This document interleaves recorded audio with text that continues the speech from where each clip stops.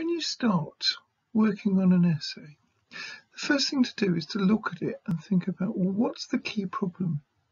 What are the problematic words in this? What is it asking me to assess? And clearly with the question, what was new about new liberalism, the key concept, the key problem is, what do we mean by new? And one of the issues that you have to think about is, how do we measure that? If you think about it, a lot of what you're doing in history essays is coming up at the start of your essay with the criteria you're going to use to measure your answer.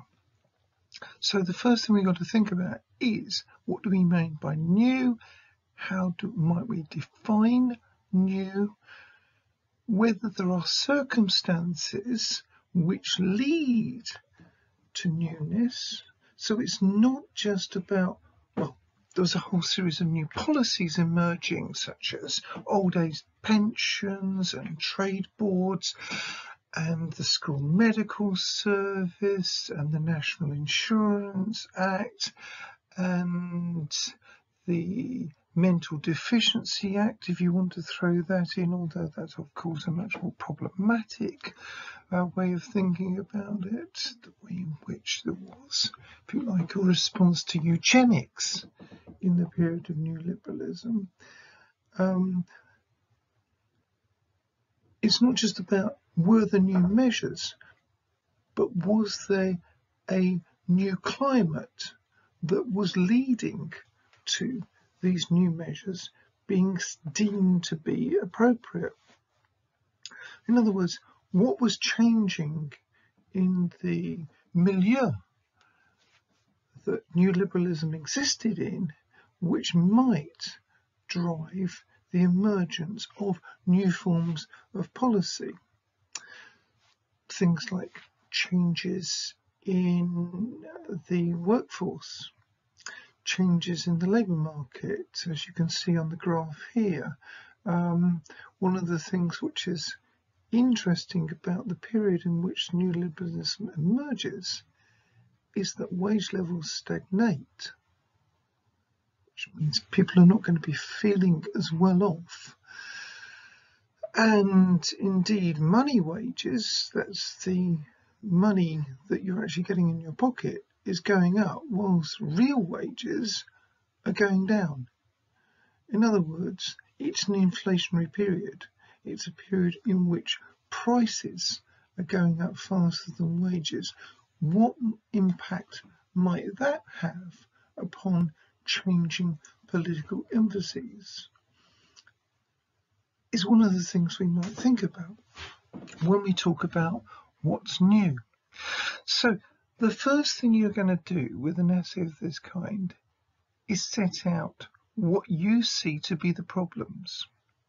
You can set out, this is what the new Liberals did in office from when they came into power in December 1905 to when they were replaced by the coalition government in May 1915. That tells you what they did. It doesn't really answer the question because it doesn't tell you what was new about it. So we've then got to go into, well, how do we measure that newness?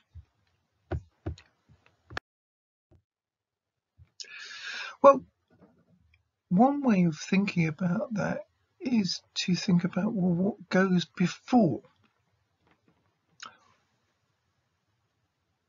And what might mark, if you like, an ideological shift on the part of the new Liberals from the previous iterations of the Liberal Party.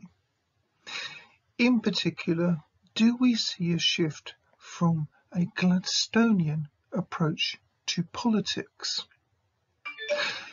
If you like, we could characterise the 19th century Liberal Party as being broadly about three things: about peace, retrenchment and reform, in terms of the slogan that was often attributed to the Gladstonian Liberal Party. By peace, they meant not having wars. Wars are expensive. Wars consume large amounts of tax revenues. So that means cheap government. By retrenchment, they meant not spending large amounts of money on other forms of activity, i.e. cheap government. By reform, they meant making the business of government more efficient, ruling out corruption. One thinks of Gladstone's innovation of the Public Accounts Committee in 1861, introducing more public accountability to improve the effectiveness of government, by which again they meant cheap government. This is not progressivism in terms of spending more money in order to spread public goods, which is what progressivism comes to mean in the early 20th century. It's very much the opposite of that. Progressivism in terms of getting the state off your back, allowing money, in Gladstone's famous phrase, to fructify in your pocket, assuming you've actually got any money in your pocket in the first place. H.G. Wells, the famous novelist, in his book The New Machiavelli, talked about the New Liberals being tremendously clear about what they were against. The trouble was to find out what on earth they were for. I think in many ways this is actually more apt as a description of Gladstonian liberalism. They're really clear about what they're against. They're against wasting public money. They're against vested interests such as the military machine or landlords or publicans and brewers, people who were seen as making life more difficult for people. But old liberals, Gladstonian liberalism, is, I think, clearer about clearing the way for people to do what, clearing the way for people to be liberal, to be freed, if you like, than what the purpose of that advance of liberty actually was. So, if we look at Gladstonian politics, it involves a number of well-tried and tested aspects in the course of the 19th century. The Liberal Party from the 1840s onwards is the party of free trade. This is really important in the Edwardian period. Free trade is absolutely central to the political debates of the Edwardian period. And one thing which is clear about the New Liberals is that they have not dropped that shibboleth of free trade. Gladstonian politics is also about limited government, cheap government, advancing civil and political liberties. I stress those. Civic and political liberties. It's not about economic liberties. It's not about social liberties. It's only after the Newcastle programme of 1891 that you start seeing, right at the end of Gladstone's long run as leader of the Liberal Party on and off since 1868, that you have the start of schemes for protecting labour,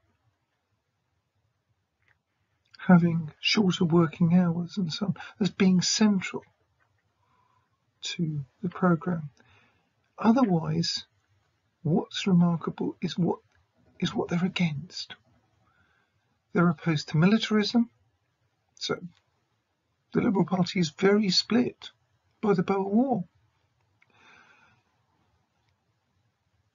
There is a wing of the Liberal Party around Asquith and Lord Rosebery, who had briefly been Prime Minister from 1894 to 1895, who are called the liberal imperialists, who see the empire as a liberal space. They want to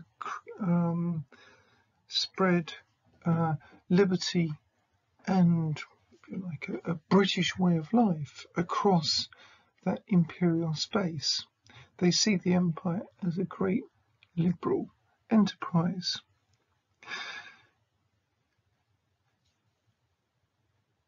But many people in the Liberal Party are actually quite chary about imperial exercises such as the Boer War, quite concerned about what they involve. And some of the leading lights of new liberalism, such as Lloyd George, were people who were known as pro-Boers, who opposed the Boer War. One of his closest allies in the new Liberal government was a man called Winston Churchill, who crossed the floor of the House from the Tories to the Liberals in 1904, in part not because he opposed the Boer War, he actually participated in the Boer War as a journalist, but because of his opposition to the way in which the outgoing Conservative government of 1895 to 1905 handled the management of the peace with the Boers. So free trade remains part of new liberalism. Anti-militarism is part of new liberalism. Opposition to landlordism, the idea that people should be able to get money just by being a landlord without actually making any effort, is something that is one of the facets of new liberalism. Opposition to imposing tariffs, particularly on food, is a key part of new liberalism, carried over from old liberalism. Indeed, you might argue the new Liberal government, which is returned in 1906, actually wins on an old Liberal platform. They win because they're opposing Joseph Chamberlain's calls for tariff reform and the idea that you should be taxing the foreigner in order to pay for social reform.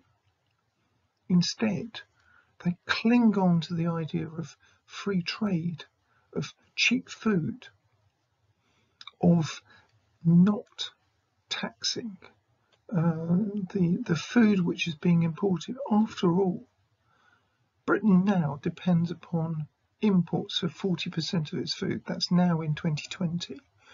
Britain has had to import food in order to survive since the late 18th century. In the early part of the 20th century, it depends upon imports for about 50% of its food. Not taxing food is therefore an important and indeed a popular, not taxing food at the ports as it were, is an important and popular election rallying cry. Then we have some other aspects of this.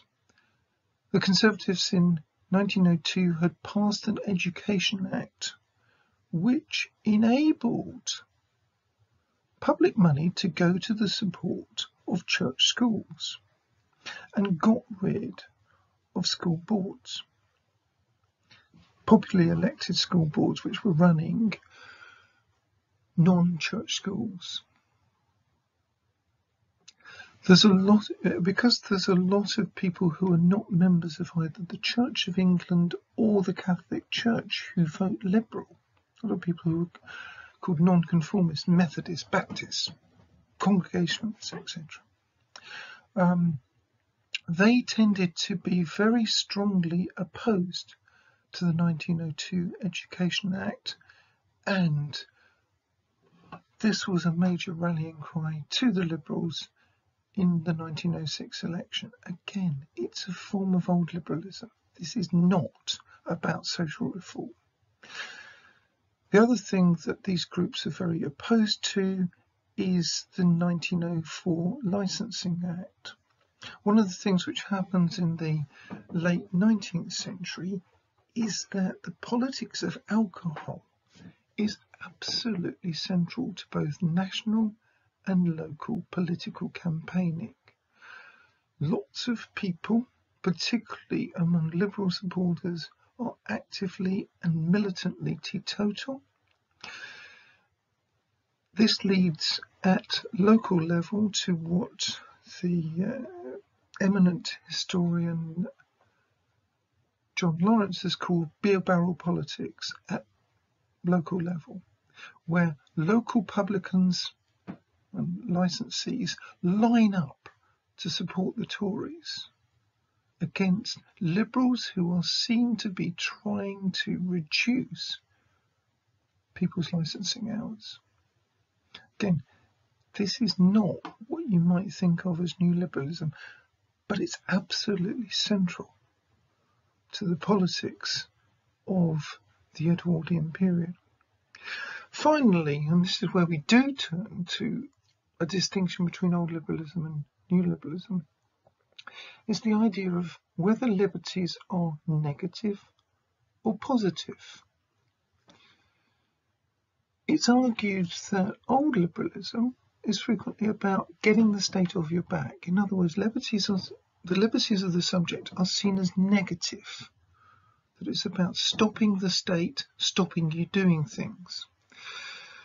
In the late 19th century, thinkers such as the Oxford philosopher T.H. Green started to talk about positive liberties instead, that the state could create new opportunities by deploying public money so as to advance liberty.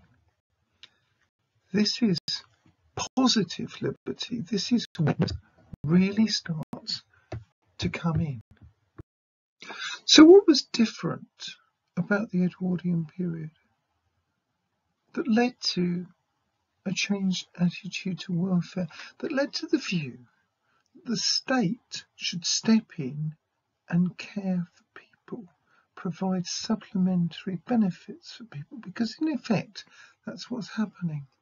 Historically, of course, the state has always been providing support for people, going back to the Poor Law at the end of the reign of Queen Elizabeth. The difference now is that it's being administered in a different way, within a different kind of framework. The attitude taken towards the Poor Law in the 19th century is that it should be made less eligible. You should be discouraging people from accessing the Poor Law. And indeed, many of the people who were most likely to access the Poor Law were the elderly poor.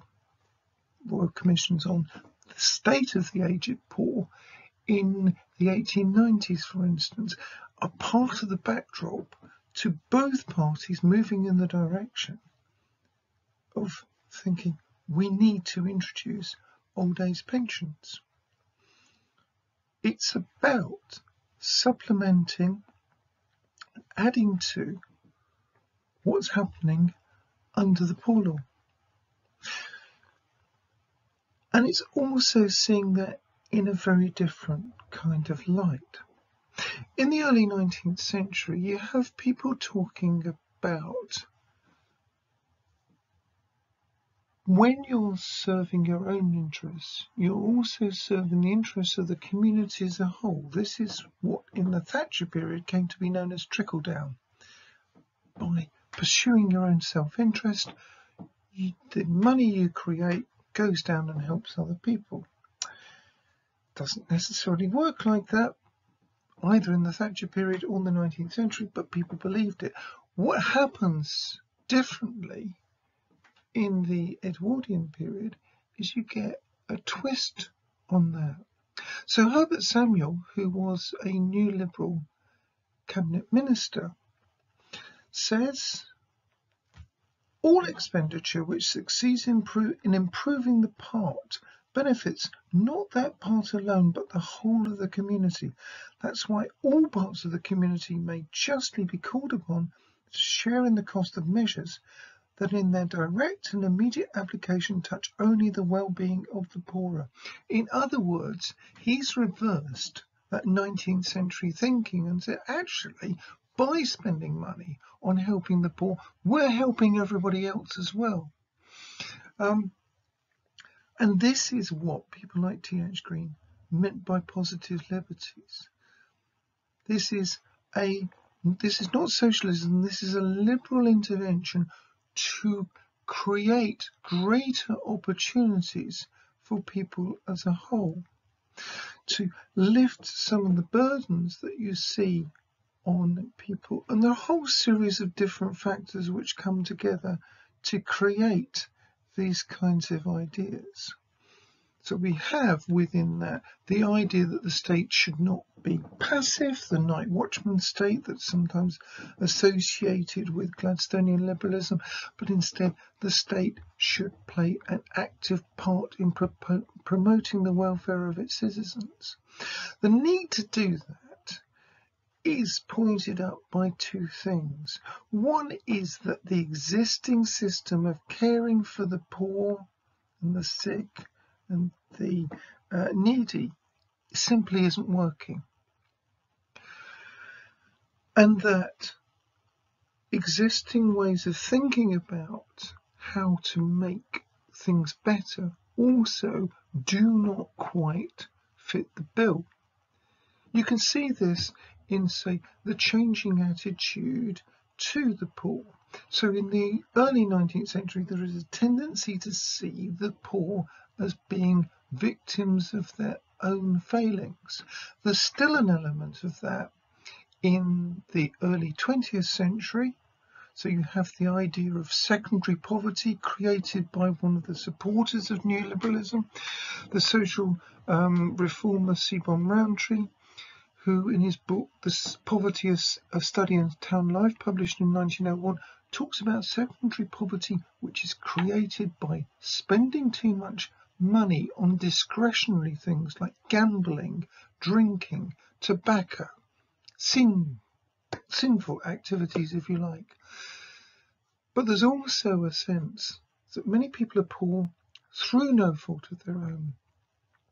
And in those cases, they need to be helped. Among these people are the kind of women highlighted in the Sweated Industries exhibition held in 1907, sponsored by the Daily News, which was owned by the Quaker liberal supporting chocolate manufacturing family, the Cadburys, and which highlighted the way in which so many people in Britain, particularly women, were working incredibly hard for very poor wages and at piece rates. So they weren't paid by the hour, they paid by how many shirt collars they sewed or something like that. The other thing which changes things is a sense of international competition. So there is a rising awareness of the emergence of America and Germany as international rivals. There is an awareness that educationally these international rivals are growing and posing a threat to Britain. There is the whole notion that this promotes of the need to create national efficiency, to create a more efficient labour force and a more efficient economy, behind which lies some of the arguments on the conservative side of politics at this time for imperial coordination, creating a massive economic conglomeration out of the empire in the same way that the United States was an economic conglomeration, that the new Germany was a very populous agglomeration and a growing industrial power as well. And the other thing that this sense of international competition leads to, or is contributing to this thinking, is the impact of the Boer War. So the army which goes to the Boer War was the smallest in British history, physically the smallest in British history.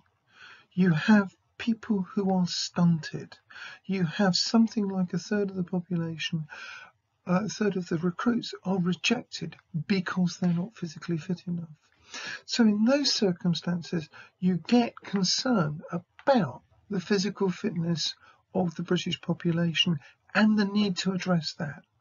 And that creates another of the impetuses behind the new liberal reforms, particularly in certain areas. So you can see some of these ideas lead to different kinds of outcomes. Physical deterioration leads to the school medical service. Sweaty trades and that kind of concern leads to the Trade Boards Act, the creation of minimum wages.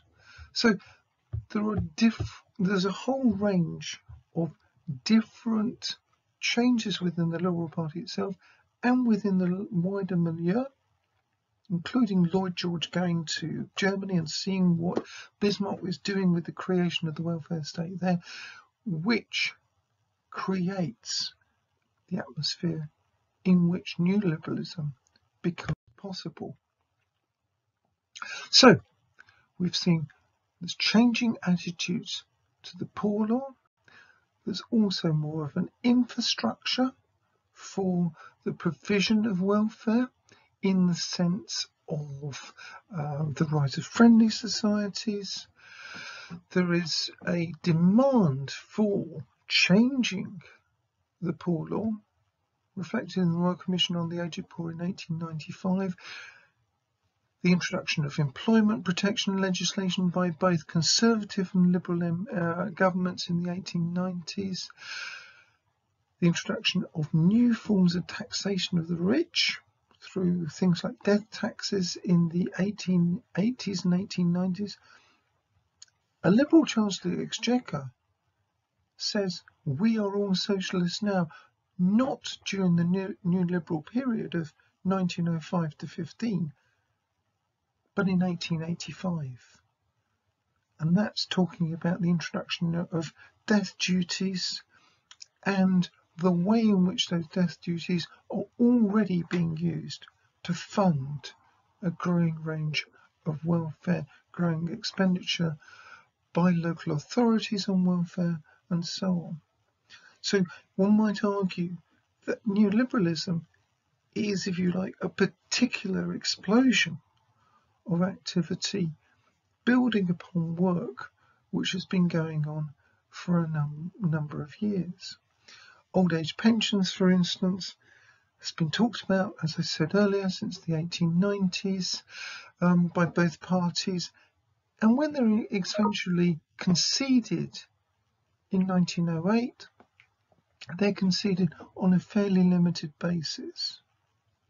It's supplementing the existing forms of welfare provided by friendly societies, provided by things that people have paid into themselves. Indeed, if you've been a pauper, you don't get them. You have pressure for minimum wages. New Liberals don't introduce minimum wages across the board, but they do introduce minimum wages for a number of industries. Coal industry, textile industries, things like that. And in part that's because of growing labour uncertainty, waves of unemployment, and the need for protection. This is not nearly as radical as what the labour movement are calling for, which is work or pay at trade union rates. So they're not talking about benefits, they're talking about paying people what they would not ordinarily earn, even if they're not in employment. What you get instead is attempts to make the labour market work more efficiently.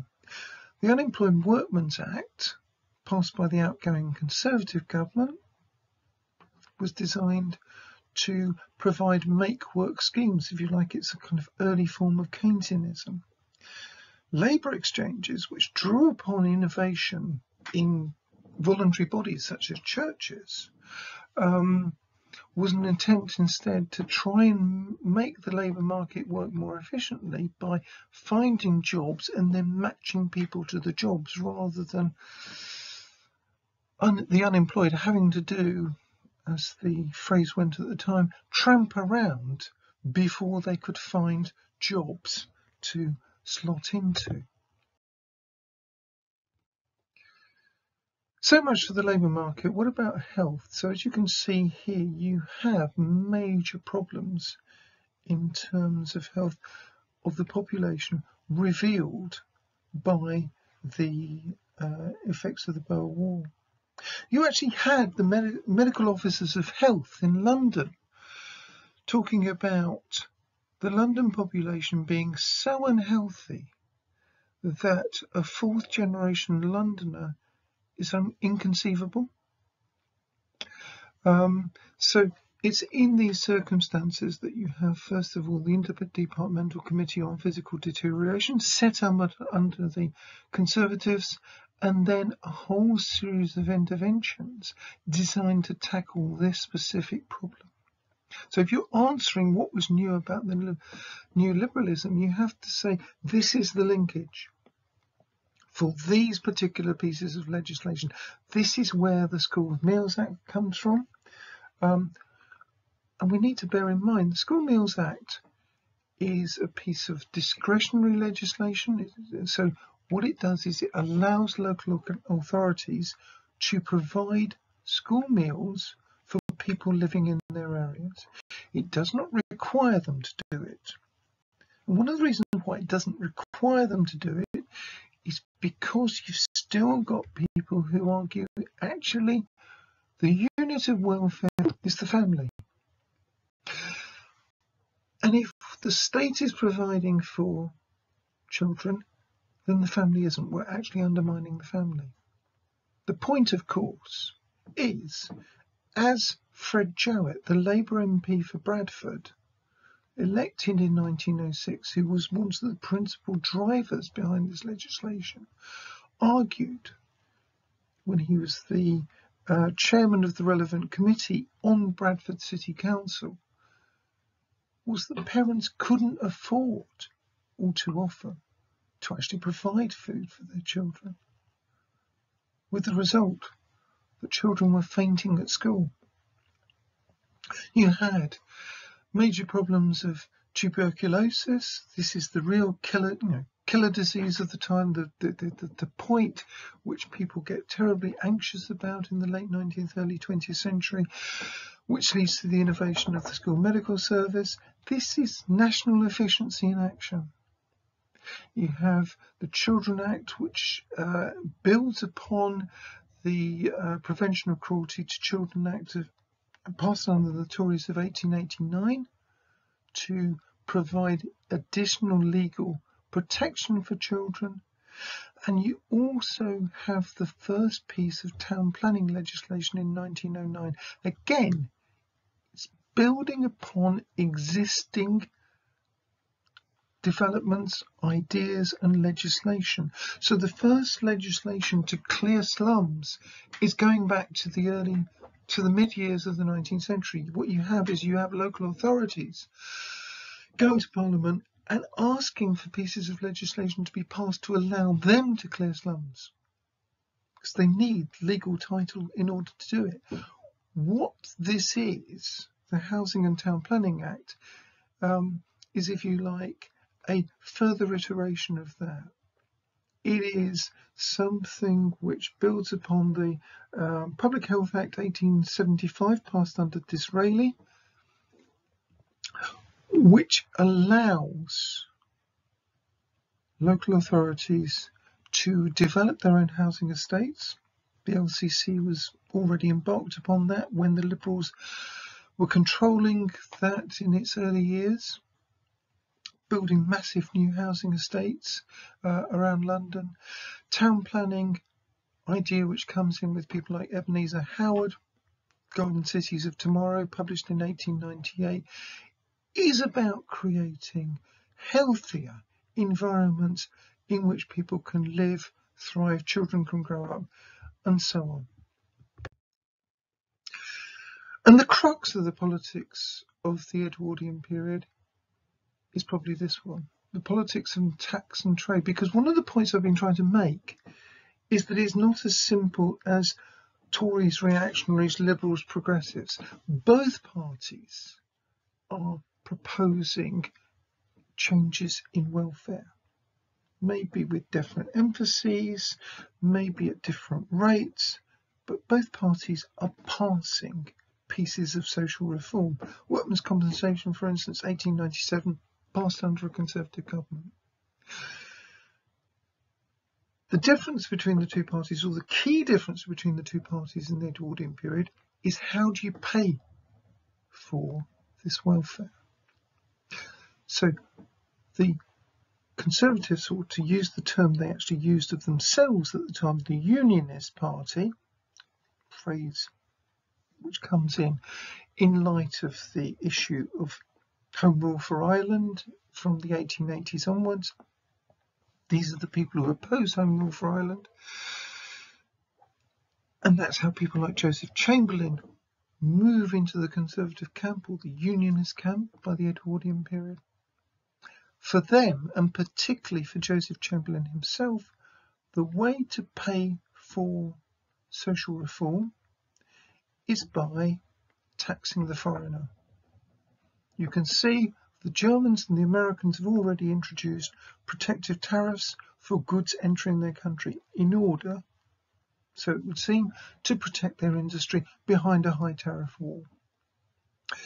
The UK, partly because of that dependence upon on importing food that I was talking about earlier, doesn't do that. It's very resistant to doing that. But Chamberlain goes, okay, well, the way in which we get around that is by having empire free trade. By trading with Canada, which produces enormous amounts of wheat, with Australia and New Zealand and India and so on, we can create this self-sufficient economic entity, which, because of its size and economic importance, will be able to compete on a level playing field with the Americans and the Germans. As Chamberlain puts it in a famous speech he makes in 1903, the mother country, like the weary Titan, staggers under the orb of its responsibilities.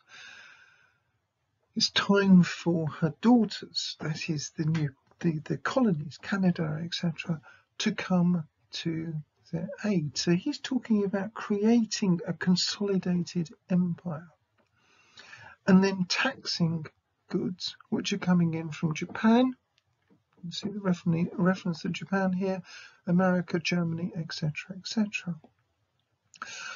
The liberals, in contrast, are talking about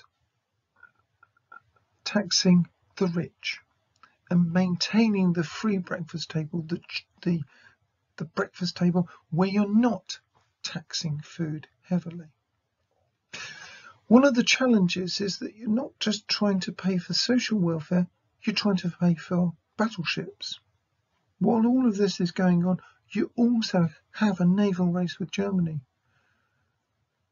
Indeed, one of the key aspects of the New Liberal period, the fight over the People's Budget, the 1909 budget, was that it was designed to tax landlords more heavily, still not very much, but more heavily, to pay for two things: old age pensions, which had been introduced the year before but not funded, and battleships, specifically dreadnoughts.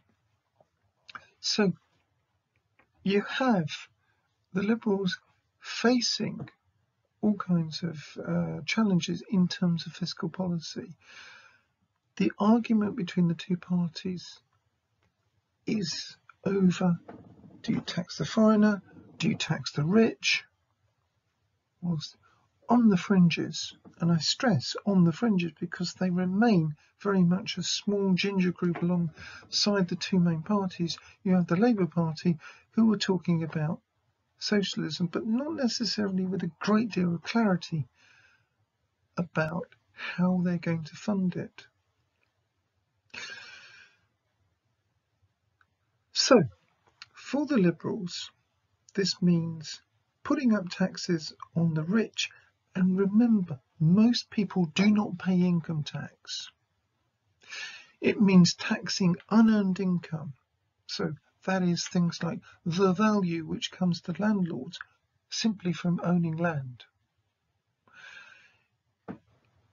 It is not about taxing the poor. Indeed, a lot of liberal propaganda is about how they are trying to avoid taxes which fall upon the pleasures of the poor. Tories, on the other hand, of course, will point to the way in which the Liberals nevertheless tax things that they don't approve of, like drink relatively heavily or tobacco relatively heavily. There are elections in this period. The by-election in Peckham in 1909, for instance, which the Tories win essentially on a pro-drink ticket. So do bear in mind, politics is not centrally around social welfare. Politics is centrally around the politics of your pocketbook. Final aspect of this to bear in mind is that not only are the Liberals not necessarily primarily thinking about designing a welfare state, but they get accused of designing other forms of state. Insofar as the term welfare state is relevant, we could think about how Lloyd George, as Chancellor of the Exchequer in 1911, at the time of the National Insurance Act, talks about creating an ambulance service. So the National Insurance Act, which introduces payment for MPs for the first time, it's a way of ensuring that the Labour Party voted for the legislation. That tells you something about how concerned the Liberals were that this was seen as not terribly radical. National Insurance Act, in which you pay, it's an insurance scheme, you pay 4p towards the 9p you're eventually going to get back, either in sick pay or in insurance when you retire or whatever. That is characterised as ambulance service by Lloyd George, not a welfare service. This is not a cradle-to-grave state. You have a former Liberal MP being cited here, a man called Hilaire Belloc, who sat for Salford from 1906 to 1910.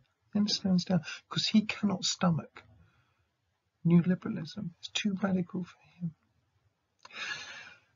He's one of 25 Liberal MPs who stand down on fairly similar grounds.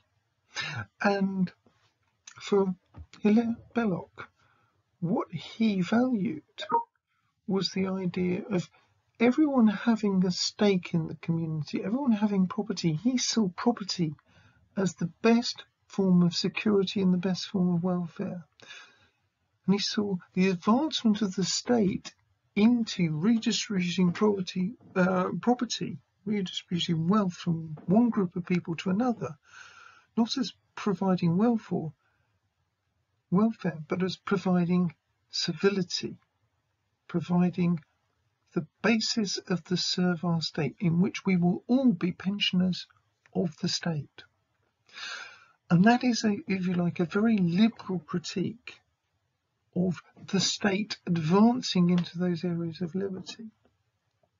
Beneath the quote from Belloc, we have a quote from a speech made by Churchill in his constituency of Dundee, fighting the by-election there in 1908, where he's trying to draw the distinction between socialism and liberalism.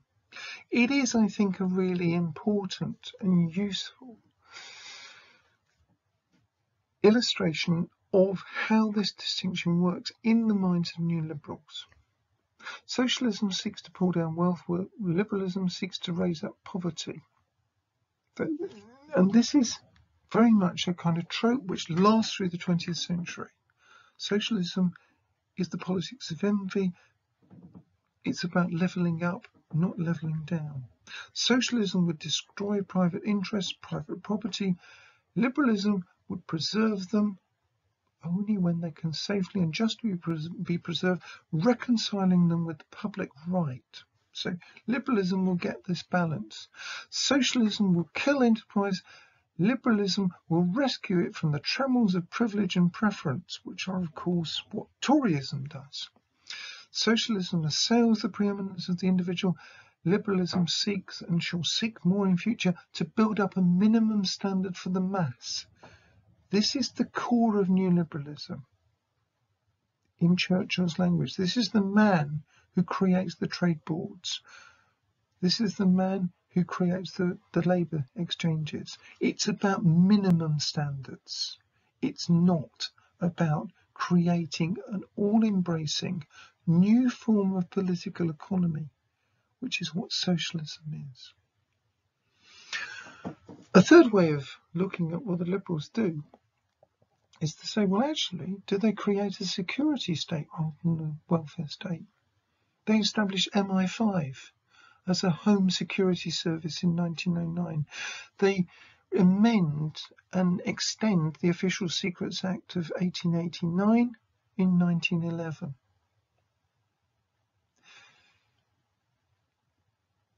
They make commitments to the French in 1911, which lead to the British Expeditionary Force heading to France in August 1914. So you could argue that, and of course they build the dreadnoughts. The Liberal government, faced with a number of international and domestic challenges, is certainly creating elements of welfare, but it's not creating a welfare state. I would argue it's not creating a servile state either. It is creating some elements of a security state which is taken much further in August 1914. So to conclude, what was new about new liberalism? Well, one point to bear in mind is there is a lot of continuities. Much of the time of the first parliament of the new Liberal government between 1906 and 1910 is taken up with trying to repeal the 1902 Education Act and the 1904 Licensing Act. Hated piece of legislation passed by the previous Conservative government. These are very much part of the old concerns, if you like, of liberalism. The reason why they're not able to pass their repeals was because of the resistance of the Conservative-dominated House of Lords. And the fight between the Liberal government and the House of Lords then comes to dominate the period of 1909, People's Budget, up until 1911 when the Parliament Act is passed. This means that, if you like, the pivot of the new Liberal period is again a contest against privilege. It's a contest around very much the tropes of 19th century liberal conservative politics. It's not about welfare, it's about power. And then a third caveat, I suppose, is that after that you have the Liberal government deploying state power.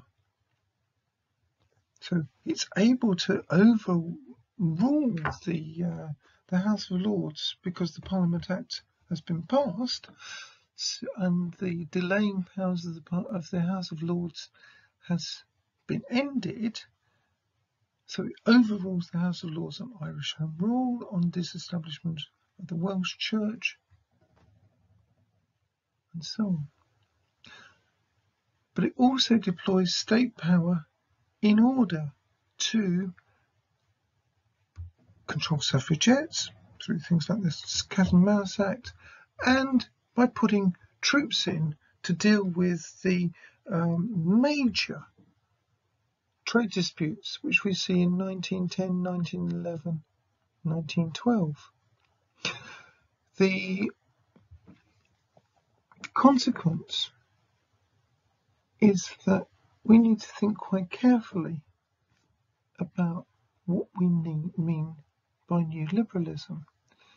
Even in the field of welfare, we need to think carefully. So in 1913, the Liberal government passes the Mental Deficiency Act,